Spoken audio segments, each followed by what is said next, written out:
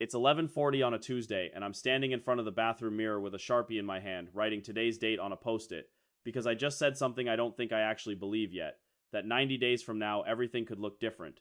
Not just my bank account, though that's the one I keep starting with. My energy, my mindset, my body, the handful of relationships I've let go quiet these last 2 years. All of it, in 90 days, if I actually mean it this time. Okay, that's the easy version of it though. Here's the actual version.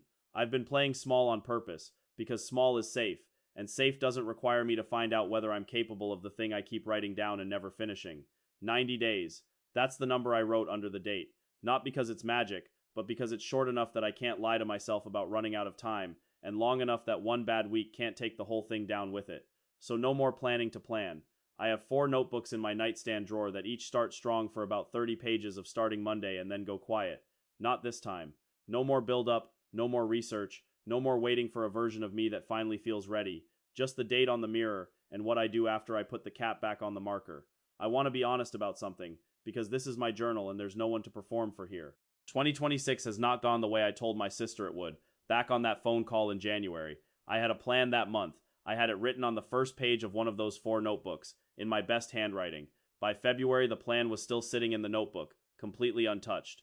Nobody punched me in the face this year, not really. No emergency, no disaster I could point to and blame.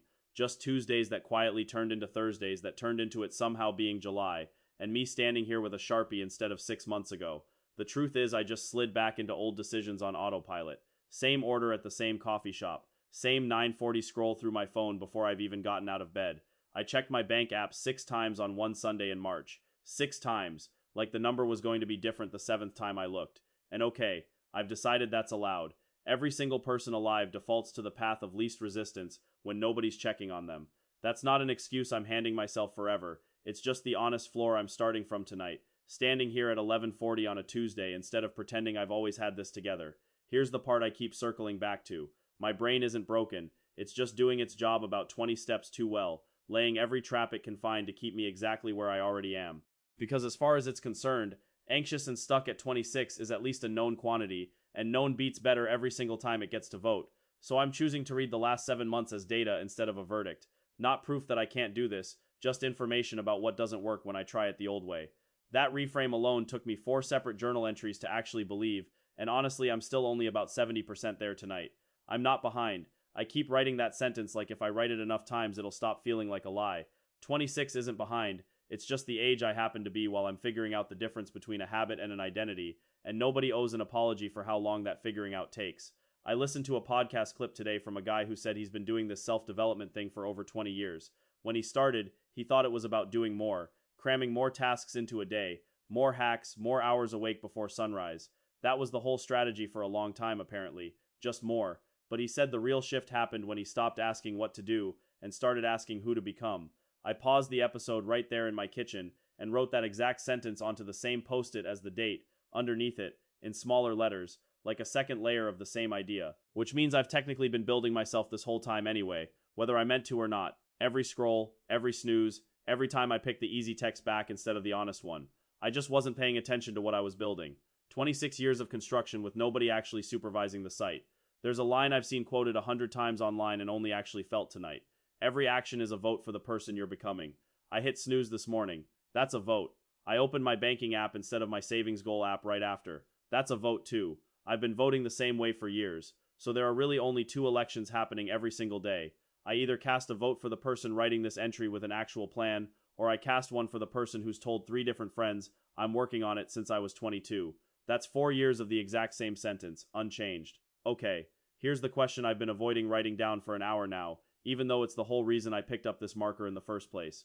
Who do I actually want to be in 90 days? Not what I want to have by then. Not what I want to weigh, or earn, or own. Who? I tried an exercise from that same podcast. Imagine there's a switch on the side of your head, and you can just turn the fear off. Turn off every old story you've told yourself, and act only from the place of who you actually want to be. I sat there with my eyes closed for almost 2 full minutes trying to find the switch. If you're the kind of person who ends up reading other people's notes apps at midnight too, stick around, because I write this stuff down regularly, and I'd honestly rather have you here for the messy middle of it than just show up for whatever the highlight reel ends up being in 90 days. Because if I only write down numbers, I already know what happens. I hit the number or I don't, and either way I'm still the same person who happened to hit or miss it. The deeper question was never how much I want to weigh or how much I want sitting in savings. It's who has to exist for either of those to happen automatically. So this post-it isn't a to-do list. I almost wrote one, out of habit, 5 bullet points and a deadline. I stopped myself halfway through the first bullet. I'm not building a checklist for the next 90 days. I'm building a person, and I have a feeling the checklist is just going to be whatever falls out of her once she actually exists. So I got the actual notebook, the one with 30 blank pages left in it, and at the top of a fresh page I wrote one line. Who do I need to become? Not a list of goals underneath it yet. Just that sentence, sitting alone on the page, which somehow felt more honest than anything else I've written all year. Then I made myself describe her in detail. Strong, not just in a gym way, though maybe that too eventually. Focused enough that a single notification doesn't hijack 40 minutes of her evening. Respected by the people she works with. Confident without needing anyone to confirm it for her. And somehow, underneath all of it, actually peaceful, which is the word I underlined twice. She doesn't wait to feel like it. That line stung the most to write down, if I'm honest, because I've skipped 11 gym sessions this year alone using that exact excuse, like the right headspace was ever going to arrive on its own and hand itself to me instead of me just showing up and finding it there. She doesn't give up on herself, and she doesn't give up on the people she loves either, which made me think about my mother, who I've canceled on 3 separate times since March for reasons that were technically true and completely avoidable if I'd just managed my own time like an actual adult would. Okay, this is the part I almost didn't write down at all. If I dropped that version of me into today, this exact Tuesday, what would she actually do differently than what I did? I sat with that question for way longer than I want to admit here, because the honest answer turned out to be almost everything. So she becomes the compass now. Not motivation, not some quote taped above my desk that I stopped seeing after a week. An actual test I run before I do anything at all. Would she do this? If the coffee shop order, the phone scroll, the snooze button pass that test, fine. If they don't, I don't get to do them just because I want to. It's supposed to make deciding faster, not slower. Does this align with her? Easy yes, no negotiation needed. Doesn't align? Easy no, also no negotiation. I've spent actual hours of my life negotiating with myself over a single scroll session. Hours I'll never get back. Something like 40 minutes a day for who even knows how long now. Tomorrow when the alarm goes off at 6, I already know exactly what negotiation my brain is going to try to open. Would she hit snooze? No. Would she skip the gym because work ran long and she's tired? No. I'm writing the answers down now, at 11:50 tonight, so 6 a.m. me doesn't get to relitigate any of it. I also wrote down how she talks to people, because I don't love how I've been talking to some of them lately. How she'd talk to a partner, if she had one right now. How she'd talk to her mother on the phone instead of half listening while scrolling underneath the table. How she'd talk to herself, honestly, which might be the relationship I've broken the most. I used to build these elaborate systems, color-coded spreadsheets, a habit tracking app, and then a separate app just to track the habit app. All of it was planning to plan, dressed up as productivity. Tonight it's one page, one description of a person, and that's the entire roadmap. It feels almost too small to actually work, which is exactly why I think it will. Becoming her needs to be the obsession now, not a side project I squeeze in around everything else, the way every other attempt at this has gotten squeezed in for years. This time she goes in the center of the page, not the margin. And I have a feeling the difference between center and margin might end up being the entire 90 days. I used to feel guilty even writing sentences like this. Like wanting to become someone better was somehow selfish when I have people who already depend on parts of who I am. But my mother doesn't need me smaller. She needs me able to show up on the day I actually said I would. Not the version of me who cancels and calls it self-care. That's the part that still gets me when I sit with it long enough. I can build myself into basically anyone, just through what I think about on repeat and what I actually do with my hands every day. Nobody assigns that. Nobody's stopping it either, which is somehow both the most hopeful and the most uncomfortable thing I've written down tonight. Okay, new section, because I almost closed the notebook right here and I'm making myself keep going instead. The strategy part, because wanting to be her isn't going to survive my actual apartment, the one that's currently arranged, completely by accident, to keep producing the exact person I'm trying so hard to stop being.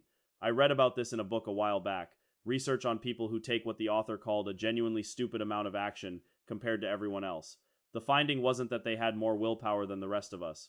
It's that they built environments where their willpower almost never got tested in the first place. So I made myself list it out, right there in the notebook. What in this apartment is actually pushing me toward her? The running shoes by the door maybe, if I'm generous. What's dragging me backward? That list took up 3 times as many lines, which told me something before I'd even finished writing it. First thing on the drag me backward list was obvious. My phone, 6 inches from my pillow every single night. So tonight, Right after I finish this entry, it goes into the kitchen drawer under the takeout menus, far enough away that reaching for it at midnight requires an actual decision instead of a reflex. Second thing on the list, 3 hours most nights, sometimes closer to 4, disappearing into a show I couldn't even describe to you the next morning if you asked me. So the account is getting deleted tonight too. Not paused, deleted. Because pause just means I'm one password reset away from losing the same 3 hours again tomorrow. In its place, I put the 2 books I've been meaning to read since March right on the coffee table, face up, exactly where the remote used to sit. It's a small trick, moving what I want more of into the actual path of my own hands, but I already know myself well enough by now to know that it works. Last thing tonight, Instagram is off my phone. Not just muted, off. Because I don't run a business through it and I was mostly using it to measure my life against 26 people I haven't actually spoken to since school. And every notification, on the phone and on the laptop both, is going dark before I turn off this light. There's a name in my phone I still haven't deleted. Every Sunday for 3 years, a 40-minute call that left me flatter than before it started. Never once about anything I actually cared about. Cutting it wasn't cruel. It was the first honest boundary I'd drawn in years. I didn't block him. I just stopped answering, and my Sundays got quiet in a way that felt like oxygen. Okay, that's the easy version of cutting people out. Here's the harder part. This was never about killing my joy. It was an audit. A real one. With numbers, not vibes. I sat down and tracked every hour for a week, and it wasn't the fun stuff draining me. It was the scrolling that felt like nothing. The shows left running just so the apartment didn't feel empty. For 2 years I told everyone, including myself, I don't have time. Say it out loud sometime. I don't have time to build the life I want. And listen to how ridiculous it sounds. It was never time I lacked. It was boundaries. It was the courage to say no to a client email at 9 at night instead of answering it like my worth depended on the reply. I hired a coach at 24 with money I didn't really have. $400 I told myself was an investment. First session, I gave him every excuse I'd been feeding myself for years. He just looked at me and said, I don't care about your excuses, get it done. I sat there stunned. Nobody had ever refused to accept my reasons as real before. Here's what I actually believe now, after tracking my own hours for months. 99% of people, myself included, could find 1 to 2 hours of pure distraction sitting in their day without losing a single thing that matters. Not sleep, not work, not the people they love, just the in-between minutes we spend somewhere that isn't actually our own life. I looked up the actual numbers because I didn't trust my own guess. The average American spends 5 hours a day on their phone. Some people hit 8 or 9. Worldwide, the average drops to 4.5 hours. 4.5 hours every single day just disappearing into a screen the size of my palm. Over 1,600 hours a year, gone. This is the part I keep avoiding writing down. Picture being 95. At the very end, scrolling back through your own memory instead of your phone. Realizing you spent thousands of hours watching strangers live the life you never built yourself. Not sick, not struggling, just watching. That image keeps me off my phone at night more than any trick ever has, because a life watched isn't a life lived. Okay, here's the actual version, not the easy one. For years I told myself I wasn't ready. Not ready to pitch the client. Not ready to ask for the raise. Not ready to end things that needed ending. I called it caution. It was fear wearing a nicer outfit. Perfectionism isn't a high standard, it's just fear that learned how to sound responsible, and I let it run my calendar for years. Nobody tells you that confidence doesn't come before the action, it comes after it. I used to wait to feel ready before sending the invoice, before making the call, before saying the number out loud. I was waiting for a feeling that was never going to arrive on its own. The only way I ever became someone who could do the hard email was by sending 40 bad ones first and surviving every single reply. So here's where I actually started rebuilding, small and almost embarrassingly simple. The alarm goes off and I get up on the first ring, not the fourth snooze. That's win 1. Then I make the bed before I do anything else, even before coffee. That's win 2. It sounds too small to matter, but those 2 minutes are the first proof of the day that I do what I say I'll do. The third piece is the hardest one, and it's the one that ties back to that phone I keep talking about. I don't touch it from the moment I wake up until I'm actually out the door. No email, no notes app, no checking the balance I already know isn't going to change overnight. Just 1 hour of my own morning that belongs entirely to me before the world gets a single minute of it. 3 small wins, stacked before 8 in the morning, and I noticed something I didn't expect. The rest of the day followed the same pattern. If I kept a promise to myself before breakfast, I kept showing up for the bigger ones too. The workout, the deep work block, the hard conversation I'd been putting off for weeks. Momentum isn't built in the big moments. It's built at 7:15, before anyone else is awake. So that's my actual challenge. Not some Sunday night idea I'll forget by Wednesday. Write down, in real words, who I'm trying to become. Then do the next imperfect thing instead of waiting to feel ready. 90 days, starting tonight, with the same phone that's been open on my banking app since 11:40. except this time I'm not doing math on it. I'm writing this down instead.